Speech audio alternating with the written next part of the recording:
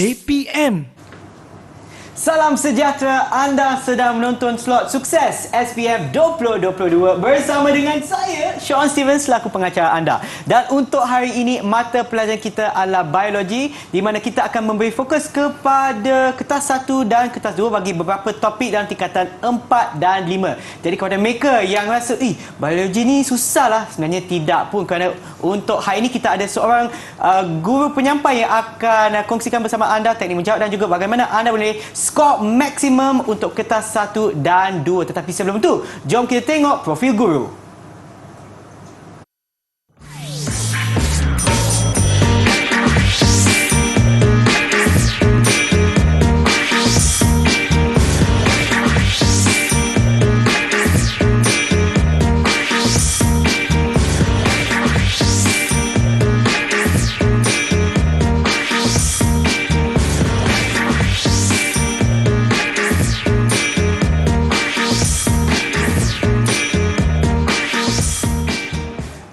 Itu dia, bersama kita sepanjang pembelajaran kita pada hari ini adalah Cikgu Farid. Hai Cikgu. Hai Sean, apa khabar? Sihat? Sihat Cikgu, kerana Cikgu ada kat sini. Dan kita juga ingin memperkenalkan jurubahasa isyarat kita pada hari ini, iaitu Cikgu Azliana. Hai Cikgu. Apa khabar Cikgu? Dah makan ke Cikgu? Okey, itu baiklah Cikgu. Okey, balik semua kepada Cikgu Farid. Cikgu Farid, hari ini kita ada murid yang akan bersama kita dalam talian ke Cikgu? Ya betul. Hari ini kita ada 4 orang murid yang akan bersama-sama kita. Okey, jom kita tengok siapa mereka. Hai semua. Okey, boleh tak Cikgu kenalkan mereka kepada kita semua? Baiklah Sean, terima kasih. Jadi pada hari ini, murid-murid semua, kita akan berkenalan dengan 4 orang murid yang akan bersama-sama kita untuk slot sukses pada hari ini. Jadi yang pertama saya perkenalkan, kita persilakan saudara Nurul Nabiha. Nurul Nabiha, lambai sikit. Okey, Nurul Nabiha dari tingkatan 5 beta. Kita ada bersama-sama kita iaitu Daniel Hakim. Mana Daniel Hakim? Lambai sikit Daniel. Okey, Daniel Hakim juga dari tingkatan 5 beta. Dan kita ada saudara Najib Nizam. Najib, lambai sikit Najib. Okey, dari tingkatan 5 alfa. Dan kita ada saudara Nurul Insyirah. Insyirah, lambai sikit Insyirah. Okey, dari tingkatan 5 alfa. Jadi semua pelajar-pelajar murid-murid ni daripada SMK Aikro Melaka. Okey, saya ada soalan untuk anda semua. Adakah anda bersedia untuk pembelajaran kita hari ini? Bagilah thumbs up sekiranya dah sedia. Okey, nampaknya mereka dah sedia, Cikgu. Bersedia. Jom kita mulakan, Cikgu. Baiklah Sean. Jadi murid-murid semua pada hari ini fokus kita adalah kepada kertas 1 dan juga kertas 2. Jadi Sean, hari ini kita akan bincangkan hanya beberapa topik lah. 2 daripada tingkatan 4, 2 bab daripada tingkatan 5. Okey. Jadi kita mulakan. Boleh Sean? Boleh. Okey, Silakan. untuk murid-murid yang berada di rumah, pada hari ini kita akan bincangkan beberapa topik berkaitan dengan tingkatan 4 dan juga tingkatan 5. Okey, yang pertama untuk tingkatan 4 kita akan fokus kepada bab yang ke-7 iaitu bab respirasi sel dan juga bab yang ke-12 iaitu bab koordinasi dan gerak balas dalam manusia. Okey, kita pergi kepada intipati dahulu. Untuk bab 7 kita fokus kepada yang pertama adalah respirasi aerob. Okey, dari respirasi aerob kita ada proses glikolisis, kita ada pengoksidaan piruvat, kita ada persamaan perkataan. Manakala untuk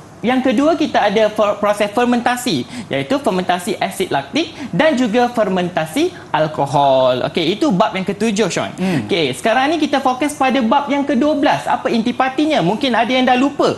Jadi untuk bab yang ke-12 koordinasi dan gerak balas dalam manusia, fokus kita adalah kepada yang pertama sistem saraf. Okey, jadi kita ada neuron, kita ada sinaps, kita ada tindakan terkawal dan juga tindakan luar kawal. Selain daripada itu, murid-murid semua harus ingat ada isu kesihatan berkaitan dengan sistem saraf. Okey, dan yang kedua kita akan fokus kepada sistem endokrin. Sistem endokrin yang melibatkan kelenjar-kelenjar penting dalam badan kita. Kalau ada kelenjar, maka adalah rembesan hormon tertentu. Jadi murid-murid kena tahu apakah fungsi kelenjar, apakah hormon yang terlibat dan isu-isu kesihatan berkaitan dengan sistem endokrin. Itu 2 bab tingkatan 4. Okey, untuk 2 bab lagi yang tingkatan 5 kita lihat. Yang pertama, kita akan fokus kepada bab 4 iaitu pengangkutan dalam tumbuhan Dan yang kedua, kita akan fokus kepada bab 6 iaitu pembiakan seks dalam tumbuhan berbunga. Okey, kita tengok bab 4 dulu. Okey, untuk bab 4 murid-murid sekalian, dalam bab 4 ni fokus kita adalah lebih kepada apa? Okey, yang pertama lebih kepada tisu vaskular. Yang kedua, kita akan fokus kepada pengangkutan air dan garam mineral. Kemudian ada proses translokasi dan juga ada proses fitoremediasi. Fitoremediasi ni adalah benda baru yang murid-murid belajar dalam tingkatan 5. Okey, untuk intipati yang seterusnya dalam bab yang terakhir yang akan kita fokuskan pada hari ini iaitu bab 6. Okey, bab 6 iaitu pembiakan seks dalam tumbuhan berbunga. Okey, sebut dalam tumbuhan berbunga ni fokus kita adalah yang pertama lebih kepada struktur bunga. So kalau struktur bunga tu fokus kita adalah struktur bunga jantan dan struktur bunga betina. Okey, manakala aspek-aspek lain yang akan menjadi fokus kita adalah pembentukan debunga dan pundi embrio. Okey, kita ada pendebungaan dan persenyawaan, dan lebih penting kita ada persenyawaan ganda dua. Iaitu selalu kita bincangkan dalam kelas ya Sean.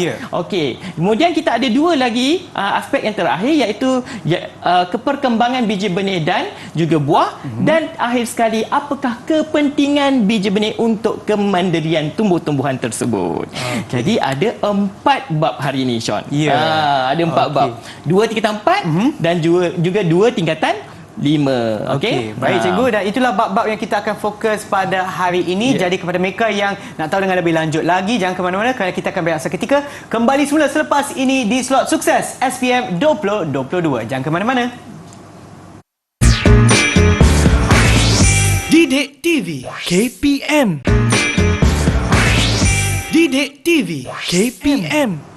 Salam sejahtera, anda sedang menonton slot sukses SPM 2022 di mana mata pelajar kita pada hari ini adalah biologi bersama dengan Cikgu Farid. Baik Cikgu? Okey. Jom kita teruskan. Okey, kita teruskan ya murid-murid sekalian. Tadi saya dah bagi tahu apakah bab-bab yang akan kita bincangkan. Jadi kita teruskan dengan soalan objektif. Untuk soalan objektif yang pertama, mari kita lihat contoh soalan. Okey, yang pertama dia tanya dekat situ, Raja menunjukkan 2 proses yang berlaku semasa respirasi aerob. Antara berikut yang manakah adalah proses X dan juga proses Y. Okey, dalam soalan ni kita ada proses X, glukosa, piruvat, karbon dioksida, air dan juga tenaga. Okey, murid-murid yang berada bersama kita pada hari ini boleh tak angkat pilihan jawapan anda? Okey, sila angkat sekarang murid-murid sekalian. Okey, apa jawapan masing-masing? Okey, B.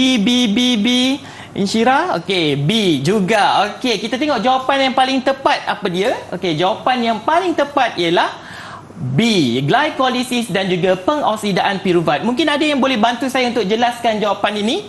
Mungkin Nabiha boleh bantu untuk jelaskan jawapan kita pada hari ini? Ya, cikgu. Okey, Nabiha, silakan. Okay, glikolisis adalah proses penguraian glukosa oleh enzim kepada 2 molekul piruvat. Okey. Manakala peroksidan piruvat pula akan mengoksidakan piruvat kepada karbon dioksida, air dan tenaga. Okey, terima kasih Nabiha. Jadi kalau respirasi aerobsion melibatkan 2 proses, iaitu glikolisis dan juga pengoksidaan piruvat. Okey, itu untuk soalan yang pertama. Okey, kita pergi pada soalan objektif yang kedua. Okey, Raja menunjukkan 2 tindakan yang berlaku dalam gerak balas. Antara berikut yang manakah adalah tindakan P dan juga tindakan Q? Okey, tindakan P kita ada berlari dan juga tindakan Q kita ada denyutan jantung. Okey, murid-murid sekalian, kenal pasti apakah aktiviti yang dilakukan, apakah tindakan yang terlibat. Okey, mungkin murid-murid boleh angkat jawapan masing-masing sekarang. Okey, kita lihat jawapan masing-masing. Sila angkat. Okey, kita ada jawapan B. Okey, Nurul Nabiha, apa jawapan anda? Nurul Nabiha seorang je jawab D. Okey, kita lihat jawapan yang paling tepat Sean. Okey, berlari dengan denyutan jantung. Rasa-rasa Sean denyutan jantung tu kita boleh kawal ke tidak? Tak boleh Go. Kita tak boleh kawal. Jadi kita tengok jawapan yang paling tepat adalah B, iaitu melibatkan sistem saraf soma dan juga melibatkan sistem saraf autonomi. Jadi kita tengok dekat sini ada seorang pelajar yang mungkin keliru. Okey, siapa yang boleh bantu untuk jelaskan jawapan kita pada hari ini? Okey, Insyira, silakan Insyira. Okay, daripada soalan kita boleh tahu P ialah tindakan terkawal, manakala Q ialah menggunakan dua kawan. Okey. Jadi dekat situ jawapan yang paling memenuhi kriteria adalah melibatkan sistem saraf soma dan juga sistem saraf autonomi. Yang lain-lain tu saya rasa dia terbalik. Berlaku tanpa sedar, patutnya dia pergi kepada tindakan Q. Okey, dia lakukan mengikut kehendak, dia pergi pada tindakan P, iaitu berlari. Kamu ada kehendak, kamu boleh berlari. Okey, sama juga dengan yang lain. Okey, murid-murid sekalian, kita tengok soalan yang ketiga. Okay, soalan ketiga, Raja menunjukkan satu proses yang berlaku pada daun. Apabila kelembapan udara persekitaran tinggi, apakah kesan terhadap tumbuhan sekiranya proses tersebut tidak berlaku? Adakah bahan kumuh dapat disingkirkan, mengekalkan tekanan akar yang efektif, tekanan dalam urat daun menjadi tinggi, ataupun proses penyerapan air berlaku dalam persekitaran kelembapan relatif yang tinggi? Okay, murid-murid dah ada jawapan masing-masing? Boleh kita kongsikan? Okey, kita sila angkat kamu punya kad jawapan masing-masing sekarang. Okey, kita ada C, C, C dan juga satu murid menjawab B. Okey, kita tengok jawapan yang paling tepat. Jawapan yang paling tepat adalah okey, C, iaitu tekanan dalam urat daun menjadi tinggi. Mungkin ada yang boleh bantu saya untuk jelaskan jawapan ini. Siapa yang boleh bantu?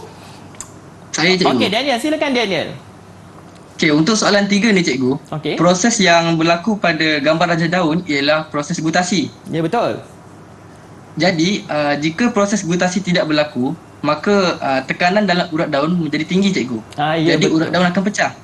Okey, jadi Untuk jawapan tekanan A, dalam B urat daun. dan D. Okey, jadi terima kasih Daniel atas penjelasan anda. Jadi kalau kita tengok Sean di awal pagi kita dapat lihat kan, ada titisan-titisan air pada hujung-hujung daun. Jadi nama proses yang terlibat adalah proses gutasi. Okey. Okey, dan soalan objektif yang keempat, kita lihat soalannya. Raja menunjukkan struktur satu ovul. Antara bahagian berlabel A, B, C dan D yang manakah akan bergabung dengan P semasa persenyawaan ganda 2 membentuk nukleus endosperma yang triploid. Okey, kita ada jawapan A, B, C dan juga D. Okey, kenal pasti gambar yang terlibat. Kemudian pilih jawapan yang paling tepat. Okey, kita lihat murid-murid semua ada jawapan masing-masing. Sila angkat jawapan masing-masing. Okey, kita ada C, C, C dan satu D. Okey, kita lihat jawapan yang paling tepat. Okey, jawapan yang paling tepat untuk proses melibatkan endosperma yang triploid ialah okey, jawapan yang tepat adalah C. C itu apa? Mungkin ada murid yang boleh bantu saya untuk jelaskan kepada murid-murid lain. Silakan. Siapa yang boleh bantu cikgu hari ini? Okey, kita ada Najib. Silakan Najib. Okey, cikgu. Persenyawaan ganda 2 ni dia melibatkan dua gamet jantan. Okey. Gamet jantan yang pertama dia akan mensenyawakan sel telur dan menghasilkan zygote yang diploid. Okey. Manakala gamet jantan yang kedua akan mensenyawakan dua nukleus kutub dan menghasilkan nukleus endosperma yang triploid. Jadi jawapannya C, cikgu, nukleus kutub. Okey, nukleus kutub. Jadi kita ada dua gamet jantan, Sean. Satu akan pergi bersenyawa dengan sel telur, dia jadi diploid. Satu lagi dia akan bersenyawa dengan nukleus kutub, dia akan jadi endosperma yang triploid. Jadi dalam kehendak soalan ni dia nak endosperma triploid. Jadi jawapan yang paling tepat adalah C. Okey, nukleus kutub. Okey, tanya. Terima kasih Najib. Okey, kita teruskan dengan soalan struktur. Okey, soalan struktur ni ada murid dia mudah untuk skor soalan struktur. Jadi kena banyakkan buat latihan. Okey, kita tengok contoh. Okey, baik. Okey, contoh kita tengok bab respirasi lah. Hari-hari kita menjalankan proses respirasi. Okey, soalan yang pertama. Raja menunjukkan jumlah tenaga yang terhasil setelah sel X dan sel Y menjalani proses respirasi. Okey, sel X kita ada 2898 kJ, manakala sel Y menghasilkan jumlah tenaga sebanyak 150 kJ. Okey, soalannya berbunyi, namakan jenis respirasi yang dialami oleh sel X dan sel Y. Dua markah. Okey, murid mana yang boleh bantu saya? Silakan. Nak cuba cikgu. Okey, Nurul Nabiha, silakan. Berdasarkan jumlah tenaga yang diberikan, kita boleh tahu sel X adalah respirasi aerob, manakala sel Y adalah fermentasi asid laktik. Okey, kita lihat jawapan yang diberi oleh Nurul Nabiha. Sel X adalah respirasi aerob, manakala sel Y adalah fermentasi asid laktik. Okey, kita tengok. Okey, betul. Sel X adalah respirasi aerob dan sel Y adalah fermentasi asid laktik. Jadi untuk pengetahuan Sean, kalau kita menjalankan respirasi aerob, kita akan memerlukan oksigen. Jadi jumlah yang tenaga yang dihasilkan adalah lebih banyak berbanding fermentasi asid laktik tanpa kehadiran oksigen. Okey, terima kasih Nurul Abiha. Okey, kita teruskan soalannya. Soalan berikutnya, nyatakan persamaan perkataan bagi respirasi yang dialami oleh sel X dan sel Y. Okey, 2 markah juga. Okey, murid mana yang boleh bantu saya? Saya nak tolong cikgu. Okey, silakan Insyirah. Persamaan perkataannya. Daripada jawapan Nabia tadi, kita tahu X ialah respirasi aerob. Jadi persamaan perkataannya ialah glukosa dan oksigen menghasilkan karbon dioksida, air dan tenaga.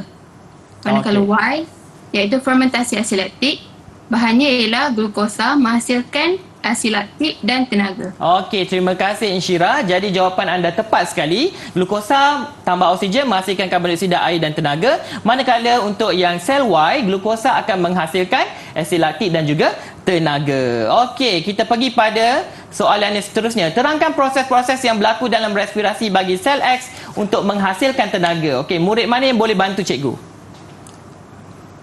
Saya cikgu. Okey, silakan Daniel. Apakah proses yang terlibat? Okey, sel X. Okey cikgu, sel X adalah respirasi aerob cikgu. Okey. Jadi respirasi aerob dia melibatkan 2 proses. Yang pertama adalah glikolisis dan yang kedua adalah pengoksidaan piruvat cikgu. Okey. Untuk glikolisis, satu molekul glukosa diuraikan oleh enzim untuk menghasilkan 2 piruvat cikgu. Okey.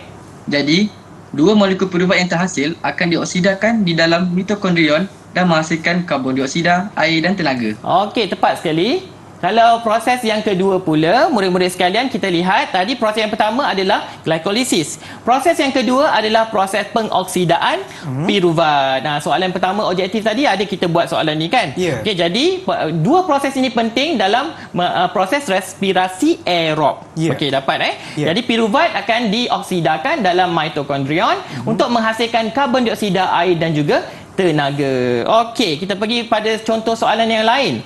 Okey, dalam acara larian pecut 100 meter di kejohanan sukan sekolah, Amir telah mengalami kekejangan otot dan terpaksa menghentikan lariannya. Terangkan mengapa kekejangan otot boleh berlaku. 3 markah. Okey, jadi murid mana yang boleh bantu cikgu? Ya, cikgu. Okey, silakan Najib. Okey. Abang Sean mesti pernah Abang Sean melakukan aktiviti cergas, lepas tu otot abang kejang-kejang semua. Ya, baru semalam. Okey, jadi Najib? Jadi, bila Abang Sean melakukan aktiviti cergas, asid laktik yang banyak akan terhasil. Okey. Jadi, badan abang akan menjalankan fermentasi asid laktik. Okey, terima kasih Najib. Jadi kekejangan otot boleh berlaku akibat daripada pengumpulan asid laktik yang banyak dalam badan. Jadi jawapan yang paling tepat adalah iaitu semasa larian kita akan menjalankan fermentasi asid laktik dalam keadaan oksigen yang terhad ataupun tanpa oksigen dan asid laktik tersebut akan terkumpul dalam otot menyebabkan seseorang individu itu mengalami kekejangan ataupun kelesuan otot. Okey. Jadi itu adalah berkaitan dengan soalan ni lah. Okey, untuk soalan seterusnya kita tengok rajang menunjukkan keratan rentang bonggol sinaps. Okey, soalan pertama mudah saja. Namakan bahagian berlabel K, L dan juga M. Okey, ada murid yang boleh bantu saya untuk soalan ini? K, L, M. Okey, pantas, ringkas, tepat. Okey, dari gambar rajah kita boleh tahu K adalah vesicle, L adalah mitokondrion dan M adalah sinaps. Okey, jadi jawapan anda tepat sekali. K vesicle, L adalah mitokondrion dan M adalah sinaps. Okey, kita pergi pada contoh soalan struktur yang terakhir, Sean. Okey, jadi soalan dia, namakan bahan kimia yang terkandung dalam K. Okey, apakah bahan kimia yang terkandung dalam K? Murid mana yang boleh bantu saya? Okey, ada murid yang boleh bantu saya? Insyirah. Okey. Mungkin boleh bantu saya. Okey, Insyirah silakan. Okey, murid mungkin Abiha boleh bantu? Tadi saya nampak Hakim Anggoi tu. Mungkin Hakim yang nak tolong? Okey. Hakim boleh tolong? Okey, boleh saya tolong cikgu? Okey. Soalan A tadi kita boleh tahu. Okey. Silakan Hakim. Silakan Hakim. Okey, untuk soalan 2 cikgu. bahan kimia yang terkandung dalam K ialah neurotransmitter, cikgu. Okey. Jadi K tadi setelah dinyatakan tadi adalah vesikel. Ya. Jadi bahan kimia yang terkandung dalam vesikel adalah neurotransmitter. Okey, neurotransmitter ni dia akan merentasi sinaps. Jadi antara contoh-contoh neurotransmitter adalah asetilkolina, dopamina. Jadi murid-murid bukan kena tahu bahan kimia tu saja, kena tahu juga contoh-contoh yang terlibat. Kalau soalan tu ditukar kepada bentuk yang lain. Okey, Sean. Okey, terima kasih cikgu, dan sekarang Okey. kita akan berehat seketika. Kembali semula selepas ini di slot Sukses SPM 2022. Didik TV KPM. Didik TV KPM. Anda sedang menonton slot Sukses SPM 2022 di mana mata pelajaran kita pada hari ini adalah biologi bersama dengan Cikgu Farid. Baiklah cikgu. Okey, Silakan. Sean. Kita teruskan Ya. Okey, nak cemerlang kita teruskan lagi murid-murid. Okey, yang pertama tadi kita dah fokus soalan objektif dan juga struktur. Kita fokus pada soalan esei bab 7 tingkatan 4 boleh murid-murid. Okey, kita lihat apakah contoh soalan yang akan dikemukakan pada hari ini. Okey, yang pertama, bandingkan respirasi aerob dan fermentasi. Dan jumlah markah dia adalah sebanyak 6 markah. Tinggi ni, Sean. Jadi kalau bandingkan, mungkin ada murid yang boleh bantu saya kalau kata tugas dia adalah bandingkan. Okey, murid mana yang boleh bantu saya? Silakan. Saya cikgu. Okey, silakan Najib. Jadi, kalau saya dapat soalan perbandingan macam ni, Okey. saya akan bahagikan kepada dua bahagian, Okey. persamaan dan perbezaan. Okey, mungkin Najib boleh bagi satu persamaan. Untuk persamaan, saya boleh cakap kedua-dua proses ini bermula di sitoplasma. Okey. Kalau perbezaan, mungkin Najib boleh bagi satu atau dua perbezaan. Contohnya, respirasi aerob berlaku di sitoplasma dan mitokondrion. Manakala fermentasi berlaku di sitoplasma sahaja. Okey. Ada jawapan lain Najib? Satu lagi? Lagi satu, respirasi aerob ialah proses penguraian glukosa yang lengkap dengan kehadiran oksigen. Betul. Manakala fermentasi ialah proses penguraian glukosa yang tidak lengkap dengan keadaan oksigen terhad. Okey, bagus sekali Najib. Jadi Sean, kalau kita tengok soalan kata tugas dia adalah bandingkan. Jadi murid-murid semua kalau keluar soalan bandingkan ini, murid-murid perlu lakukan apa? Kita tengok peruntukan markah ada 6. Jadi asingkan.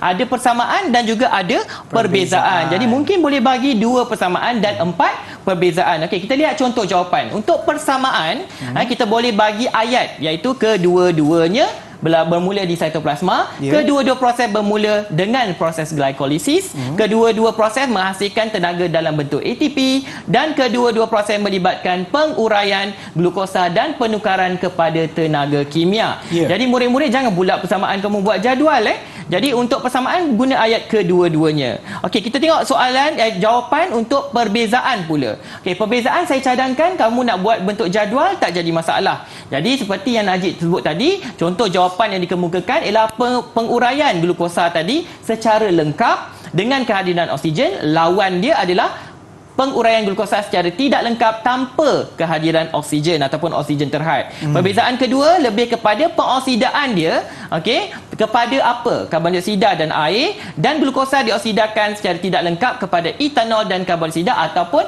asid laktik, bergantung pada jenis fermentasi. Okey. Kemudian kita ada jawapan yang lain iaitu berlaku dalam sitoplasma dan mitokondrion.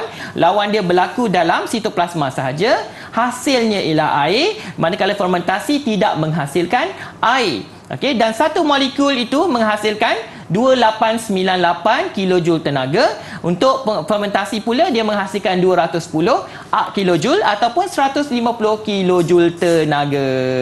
Okey, itu untuk soalan yang pertama esei. Okey, kita lihat soalan esei yang kedua murid-murid. Tadi kita dah tengok soalan perbandingan kan? Okey, kita tengok contoh soalan esei untuk bab 12 pula. Okey, soalannya berbunyi begini. Raja menunjukkan sistem A dan sistem B yang terdapat dalam badan manusia. 6 markah dekat situ. Bandingkan dan bezakan sistem A dan juga sistem B. Ini soalan perbandingan juga kan, Sean? Soalan perbandingan mesti ada apa tadi? Persamaan dan juga perbezaan. Jadi markah dia 6. Mungkin ada murid yang boleh bantu saya untuk berikan jawapan. Okey, silakan. Saya cikgu. Okey, silakan. Nabiha. Dari gambar raja, kita boleh tahu sistem A adalah sistem saraf. Manakala sistem B adalah sistem endokrin. Okey. Kesamaan bagi kedua-dua sistem adalah kedua-dua mempunyai tisu atau organ sasaran. Okey. Perbezaan pula, sistem A gerak balasnya adalah cepat dan sistem B gerak balasnya adalah perlahan. Okey, terima kasih Nabiha. Jadi Nabiha telah memberikan satu persamaan dan juga satu perbezaan. Okey, jadi saya akan bantu murid-murid untuk mendapatkan jawapan, contoh jawapan yang lengkap. Okey, kita lihat contoh jawapan. Okey, untuk persamaan seperti yang telah diajarkan tadi, kita menggunakan ayat kedua-dua sistem ataupun kita menggunakan ayat kedua-duanya. Boleh juga. Okey, kedua-dua sistem mempunyai tisu ataupun organ sasaran. Kedua-dua sistem menghasilkan gerak balas terhadap sesuatu rangsangan dan kedua-dua sistem berfungsi untuk menyelaraskan segala aktiviti badan. Okey, untuk perbezaan seperti yang telah kita bincangkan tadi, kita boleh buat dalam bentuk jadual. Okey, kalau tak nak buat jadual, boleh buat bentuk ayat. Okey, menggunakan perkataan manakala. Jadi untuk sistem A iaitu sistem saraf, dia terdiri daripada neuron, berjuta-juta neuron. Manakala sistem B lebih kepada kelenjar endokrin yang tanpa duktus, tidak mempunyai duktus. Okey, utusan dihantar dalam bentuk impuls elektrik, manakala untuk sistem B diangkut oleh hormon melalui aliran darah sebab dia tak ada salur khas. Jadi perlukan masuk bersama-sama dengan aliran darah. Okey, kemudian gerak balas dia cepat dan serta-merta, lawan dia adalah perlahan dan berpanjangan. Okey, perbezaan lain kita lihat tempoh. Tempoh untuk kesan sistem saraf adalah singkat, manakala untuk sistem endokrin adalah lama. Okey, dan gerak balas tu menghasilkan gerak balas untuk satu organ dan satu lagi kesan dia terhadap gerak balas beberapa organ. Okey, itu untuk soalan perbandingan bagi sistem saraf. Okey, kita tengok soalan yang berikutnya. Okey, pernah ketuk lutut ke Sean? Banyak kali. Kalau kita ketuk lutut, kita ada penukul khas, penukul getah untuk ketut lutut untuk uji saraf kita berfungsi dengan baik ataupun tidak. Okey, untuk soalan ini murid-murid, kita lihat Raja menunjukkan refleks patella yang berlaku apabila lutut diketuk menggunakan penukul getah. Soalannya berbunyi, terangkan urutan penghantaran impuls arka refleks dalam refleks patella tersebut dan jumlah markah yang diperuntukkan adalah sebanyak 4 markah.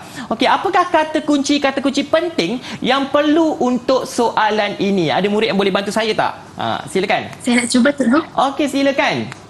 Syirah. Okey, kata kunci yang kita perlu ada ialah pertama kita perlu ada tendon. Okey, bagus. Kita ada reseptor regangan, neuron dia, impuls saraf. Lepas itu kita perlu ada neuron motor. Kemudian kita perlu ada otot quadriceps dan akhir sekali kita perlu ada kaki tersentak ke hadapan. Bagus. Jadi bila ada kata kunci tu Sean, murid-murid dapat mereka ayat dengan baik. Yang penting ada kata kunci penting dalam biologi mengikut terma-terma atau perkataan dalam biologi. Jadi contoh yang Insyirah bagi tadi ada tendon, ada impuls, ada otot quadriceps. Okey, kita lihat jawapan dia. Boleh Sean? Okey, boleh. Okey, kita lihat jawapan yang pertama. Untuk arka refleks bagi sentakan lutut adalah apabila tendon di bawah tempurung lutut diketuk, otot quadriceps menjadi regang. So apa yang berlaku murid-murid sekalian? Reseptor regang dirangsang untuk mencetuskan impuls saraf. Apabila adanya impuls tersebut, maka neuron yang menghantarnya adalah neuron deria. Dia akan menghantar impuls saraf ke neuron motor melalui ataupun dalam saraf tunjang. Jadi kalau tindakan sentakan lutut ni dia hanya melibatkan 2 neuron saja murid-murid. Hati-hati, okey? Kalau terkena objek panas ataupun terpegang benda tajam Sean, dia melibatkan 3 neuron.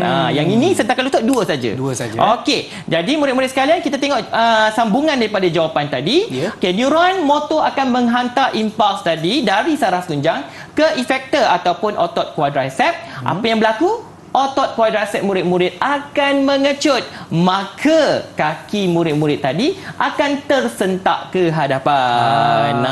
Jadi boleh buat kat rumah lah Sean. Boleh ujilah ahli keluarga ke, tapi gunakan penukul getah yang sesuai. Okey. Okey, murid-murid, kita teruskan soalan yang berikutnya. Okey, soalan keempat. Takrifkan tindakan refleks dan nyatakan kepentingannya. Tadi kita dah ada arka refleks sentakan lutut, betul? Jadi kita teruskan dengan apakah tindakan refleks. Okey, ada murid yang boleh bagi kata kunci kepada saya.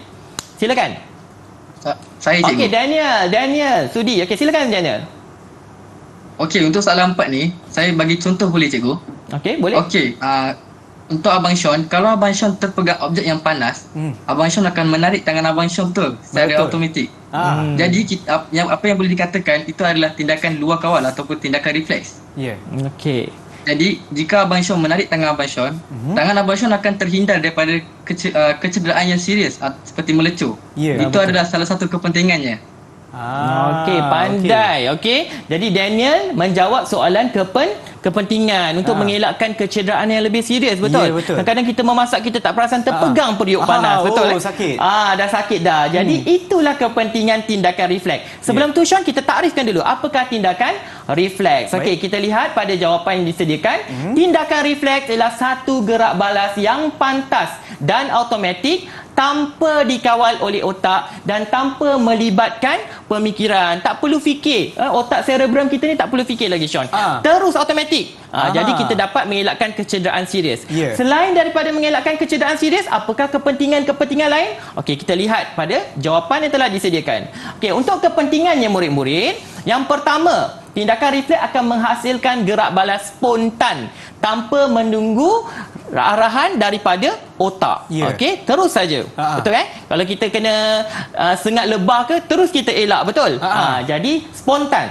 Tak perlu berfikir nak elak ke, nak angkat ke, tidak kan?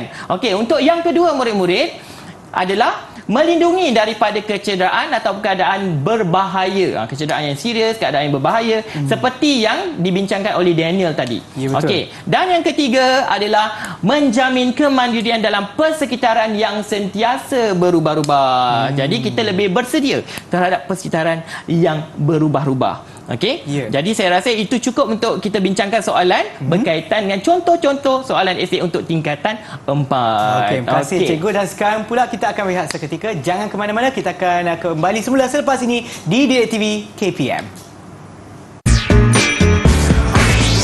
Didik TV KPM. Didik TV KPM. Kembali semula menonton Sukses SPM 2022 di mana mata pelajaran kita pada hari ini adalah biologi bersama dengan Cikgu Farid. Baik cikgu, jom kita teruskan. Okey, kita teruskan ya Sean. Ya. Okey, tadi kita dah lihat contoh soalan esei tingkatan 4, kita lihat pula contoh soalan esei tingkatan 5 iaitu pengangkutan dalam tumbuh-tumbuhan. Okey, soalannya berbunyi begini. Raja menunjukkan sebatang pokok kayu balak yang hidup di hutan hujan tropika dengan ketinggian melebihi daripada 50 meter. Jadi tinggi ya Sean, pokok-pokok yang hidup di hutan-hutan ni. Ya. Jadi soalannya berbunyi, huraikan mekanisme pengangkutan air dari tanah hingga ke bahagian daun pokok. Nak angkut air daripada tanah tu naik sampai ke ujung daun tu menjadi masalah juga bagi tumbuh-tumbuhan. Cuma tumbuh-tumbuhan ni dia ada satu proses penting yang membantu dia untuk mengangkut air. Jadi murid mana yang boleh bantu saya untuk soalan ini? Silakan. Cikgu, Okey, Najib, silakan Najib. pengangkutan air dari tanah ke daun ni dia ada 3. Okey. Yang pertama tekanan akar, Okey. yang kedua tindakan kapilari Okey. dan yang ketiga tarikan transpirasi. Okey. Jadi apa kata kunci penting yang mungkin Najib boleh kongsikan dengan murid-murid lain? Untuk tekanan Untuk akar. tekanan akar, kita kena ingat keupayaan air, serambut akar dan osmosis. Okey, bagus. Untuk tindakan kapilari? Untuk tindakan kapilari, kita kena ingat daya lekatan dan daya lekitan, cikgu. Okey, bagus. Dan untuk transpirasi, mungkin ada perkongsian perkataan penting? Kita kena ingat air tersejat ke persekitaran. Okey, terima kasih Najib. Jadi bila Najib ingat kata kunci tadi, ada 3 tadi kan Sean? Ya. Ada 3 proses. Satu berlaku di akar, satu berlaku di batang pokok dan satu lagi berlaku di bahagian hujung daun. Ya. Di bahagian daun lah. Okey, kita lihat contoh jawapannya murid-murid. Okey, yang pertama, untuk cara menjawab soalan ini kita bahagikan kepada 3 aspek yang penting. Okey, aspek yang pertama lebih kepada tekanan akar, yang kedua fokus kita adalah tindakan kapilari dan fokus ketiga kita adalah tarikan transpirasi. Okey, untuk tekanan akar, kita fokus kita adalah lebih kepada keupayaan air seperti yang Najib sebut tadi. Keupayaan air sel rambut akar lebih rendah berbanding keupayaan air dalam tanah. Bandingkan keupayaan air dulu, barulah air tadi meresap. Ya. Bila air meresap, tuan-tuan dan puan-puan, murid-murid sekalian, kita menggunakan istilah osmosis. Okey, air akan meresap ke dalam sel akar rambut dan epidermis akar secara osmosis. Okey, dan yang ketiga, keupayaan air yang tinggi dalam sel akar rambut tadi menyebabkan air tadi akan terus meresap dari sel rambut akar ke sel korteks secara osmosis. Okey, itu untuk tekanan akar. Jadi dekat sini murid-murid dah dapat markah 3 markah penuh lah. Ya. Okey, seterusnya kita tengok pada tekanan akar tadi, sambungan dia adalah berterusan. Bila air itu berterusan meresap, dia akan merentas kepada korteks, endodermis dan juga perisikal. Okey, jadi akan wujudlah tekanan akar. Boleh namakanlah wujud tekanan akar untuk satu markah. Okey, dia akan masuk ke dalam salur xilem. Bila dia masuk dalam salur xilem, maka dia akan fokus dekat bahagian batang pula. Okey, untuk batang pokok, okey, tindakan kapilari istilah dia dihasilkan oleh dua jenis daya murid-murid, iaitu daya lekitan dan juga daya lekatan. Okey, apabila ada wujudnya dua daya ini, membolehkan air tadi bergerak secara berterusan di dalam salur xilem pada bahagian batang pokok yang sempit tadi untuk naik melawan graviti. Okey, jadi itu aspek yang kedua, iaitu tindakan kapilari. Ingat daya lekitan, ingat daya lekatan. Okey, fokus kita yang ketiga lebih kepada tarikan transpirasi. Di mana dalam tarikan transpirasi, air tersejat ke persitaran. Jadi murid-murid boleh fokus kepada ayat apa? Air tersejat keluar sebagai wap air di ruang antara sel ke persekitaran melalui stoma yang terbuka. Kalau stoma tertutup tak boleh lah tersejat, betul. Jadi stoma tu mesti terbuka. Okey, kemudian bila sel mesofil berspan tadi kehilangan air, keupayaan air dia akan menjadi apa? Rendah pada sel-sel yang berhampiran. So bila dah jadi rendah, maka air yang berhampiran tadi akan meresap menggantikan air yang hilang tadilah ke sel mesofil berspan. Okey. Jadi bila dia gantikan air yang hilang tersejat ke persekitaran tadi, maka daya yang terhasil ini dinamakan sebagai tarikan transpirasi. Okey. Jadi air tadi akan ditarik dari salur xilem daun untuk bergerak keluar daun dan air mengalir secara berterusan dari akar ke daun. Okey, itu untuk soalan tarikan transpirasi. Okey, dapat Dapat Sean? Okey, murid-murid semua dapat. Kita ada 3 isi penting dekat situ. Okey, soalan berikutnya fokus pada soalan contoh yang kedua pula. Okey, Raja menunjukkan 2 proses yang berlaku pada pokok dalam cuaca yang berbeza. Kita ada proses X dan juga proses Y. Okey, kalau kita tengok tadi ada kan kita bincang Sean, air titisan air berada di hujung-hujung daun kan, proses gutasi tadi kan. Okey, jadi proses X tadi berlaku pada waktu malam dan awal pagi, manakala proses Y pula berlaku pada waktu siang dan dalam keadaan panas dan juga berangin. Okey, untuk soalan ni apa soalan dia nak tanya kan? Kalau ada 2 gambar mungkin dia melibatkan analisis. Murid kena analisis situasi pertama dan juga situasi yang kedua. Okey, untuk soalannya banding dan bezakan. Okey, banding dan bezakan ni maka mesti ada persamaan dan juga perbezaan antara 2 proses X dan juga proses Y. Jadi markah dia 6 sahaja. Ada murid yang boleh bagi kata kunci dekat sini? Silakan. Siapa boleh bantu saya? Okey, silakan. Okey.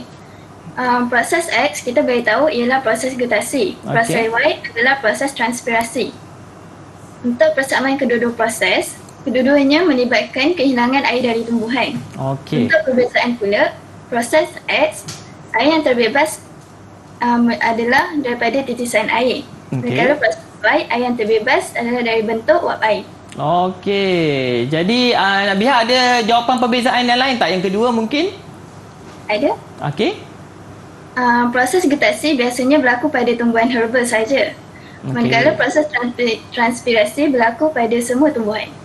Bagus. Berlaku pada tumbuhan herba dan berlaku pada semua tumbuhan. Jadi dekat sini Nabiha telah kongsikan 2 jawapan yang sesuai untuk menjawab soalan tersebut. Dan juga satu persamaan telah dikongsikan oleh Nabiha tadi. Okey, murid-murid kita lihat contoh jawapan yang mungkin boleh kita jawab untuk soalan ini. Okey, yang pertama, fokus kita lebih kepada persamaan. Kita bagi 2 persamaan. Persamaan pertama adalah kedua-dua proses berlaku di bahagian daun dan persamaan kedua, kedua-dua proses melibatkan kehilangan air secara kekal daripada tumbuhan. Okey, jadi dekat sini kita dah dapat 2 markah. Kita perlukan lagi 4 markah. Jadi fokus kita kepada apa? Kepada perbezaan.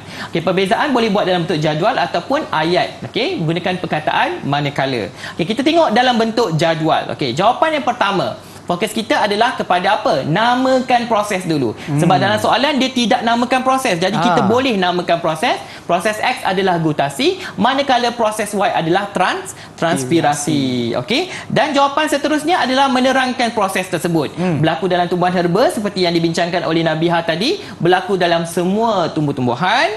Kemudian yang ketiga, air terbebas dalam bentuk titisan air, tapi untuk proses transpirasi lebih kepada wap air. Okey. Perbezaan-perbezaan lain yang mungkin ada adalah yang pertama, air terbebas melalui struktur khas dalam urat daun, manakala untuk proses transpirasi air terbebas melalui stoma yang terbuka tadi.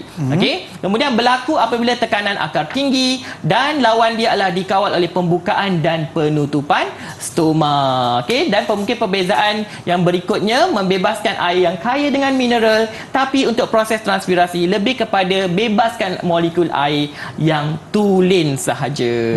Okey, dapat Dapat, Sean, kita ada dua proses, gutasi dan juga transpirasi. Ini antara soalan-soalan perbandingan yang harus murid tekankan ketika membuat latihan.